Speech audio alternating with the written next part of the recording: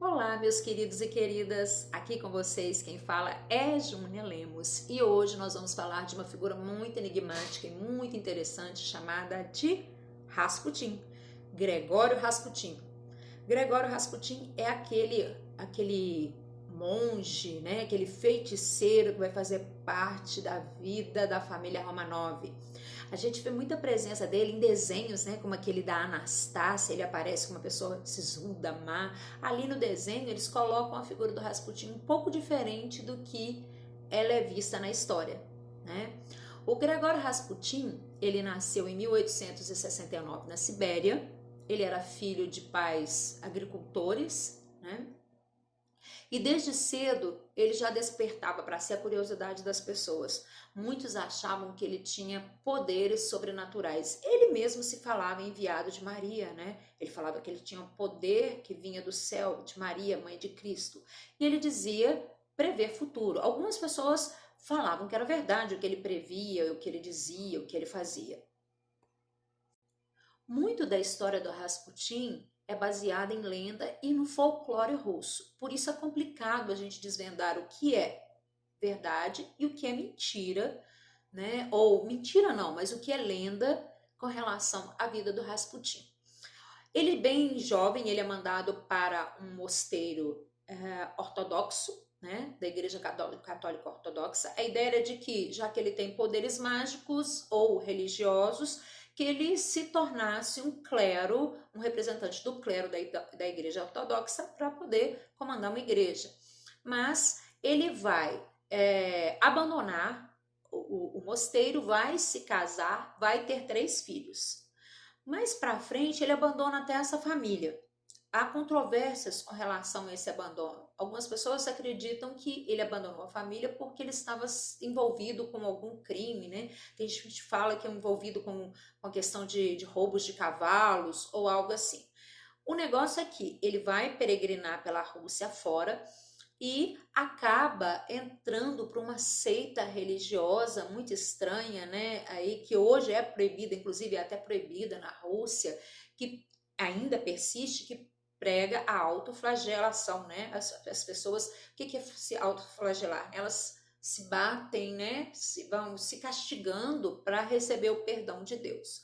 Outra coisa que o Rasputin falava com relação ao perdão de Deus é que quanto maior o seu pecado, maior seria o perdão que Deus teria para te dar. Então, ele pregava a ideia de que as pessoas deveriam pecar bastante para ter um perdão gigante de Deus. Essa era a ideia. E ele também falava o seguinte, que quando uma pessoa, uma mulher cheia de pecado, se deitava com ele, ela recebia o perdão divino, né, no ato sexual.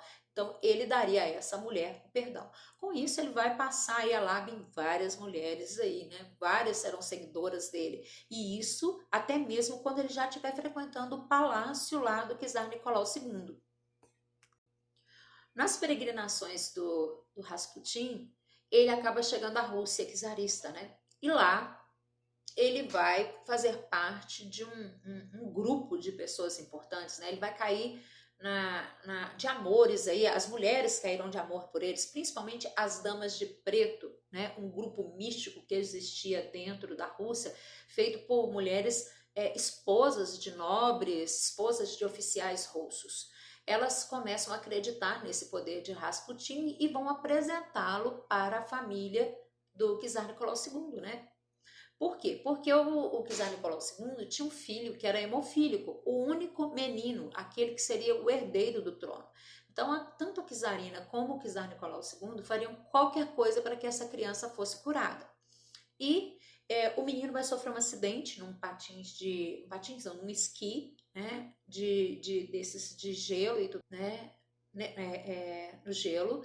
E aí ninguém conseguia conter o fluxo de sangue que saía incessantemente. Rasputin, com seu poder de hipnose, vai conseguir fazer com que a criança consiga se controlar e consiga contornar essa perda de sangue. A partir daí, ele se torna uma das pessoas mais respeitadas dentro do palácio, tanto pela czarina, como pelas filhas do czar Nicolau II, como pelo próprio czar. O poder de Rasputin vai se tornar imenso em 1915, quando o czar for para a Rússia e a czarina ficar sozinha governando o país. A partir daí, ela passa a consultar Rasputin para resolver ou tomar qualquer decisão que fosse importante. Então, ele passa a ter um poder além de muitos políticos importantes na Rússia, o que vai levar a gerar um certo constrangimento e uma situação complicada. O Rasputin, ele passa a ser uma pessoa não benquista pelos oficiais e pela nobreza russa. Inclusive, ele vai sofrer um atentado em 1914. Algumas pessoas falam que foi uma mulher que o teria esfaqueado, né, na altura do umbigo. E a partir daí, desse momento que ele foi esfaqueado, ele passa a não usar mais roupas comuns. Ele passa a vestir vestidões, né, aquelas camisolões largos de beato que a gente está acostumado a ver com o Rasputin. Já vimos que Rasputin está incomodando muito a elite russa, né? O que vai acontecer com ele? Nós vamos ver que ele vai ser assassinado, né? O Rasputin vai ser convidado por um grupo de pessoas importantes da Rússia para um jantar. Nesse jantar, todo mundo sabia que ele era uma pessoa que bebia muito, farreava muito, né? Cheio de orgias e tudo mais. Eles vão servir uma série de doces, salgados, bebidas e tudo mais, envenenados com arsênico. Oh, desculpa, arsênico não, cianureto. E o Rasputin vai ingerir uma quantidade muito grande de comida contaminada com o cianureto. Só que ele não morre. E aí fica aquela coisa, né? Como assim? Colocamos veneno para matar 3, 4 pessoas e nada aconteceu com o Rasputin? O que acontece? O Rasputin tinha uma úlcera e essa úlcera foi responsável por expelir o veneno. Interessante, né? Então, como eles não conseguiram envenenar o Rasputin, esse grupo de oficiais, o que eles vão fazer? Eles vão atirar no Rasputin. E aí, o número de balas que estão no corpo do Rasputin até hoje é uma incógnita. Né? Tem gente que fala que foram 3 tiros, tem gente que fala que é 1 tiro. Por que uma incógnita? Porque o documento de exumação, né, ou de exumação não, da autópsia do corpo do Rasputin, ele desapareceu. Ninguém sabe onde foi parar esse documento com a Revolução Russa. Então, fica-se muito no disse-me-disse. O corpo do Rasputin vai ser encontrado por 2 operários boiando num rio já no inverno rigoroso aí da Rússia, né?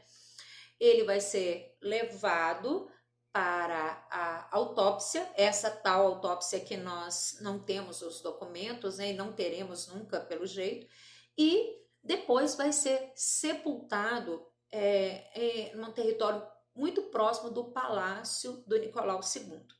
Quem vai fazer parte desse sepultamento? Somente a família do czar. Nem a própria esposa e os filhos do Rasputin vão poder fazer parte.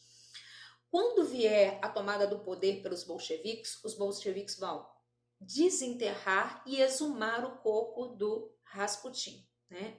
E aí já é outra história que nós vamos trabalhar num outro momento, tá? Então, nós vamos ver aí, ó, que essa lenda do Rasputin tá muito nessa história, né? Foi envenenado e não morreu, tomou 3 tiros, não tomou, o documento da sua autópsia desapareceu, por onde foi parar? Por isso tudo, né? Sendo a Rússia ainda um país muito cheio de lendas, a imagem do Rasputin ganhou muito terreno para a criatividade aí nesse período, tá?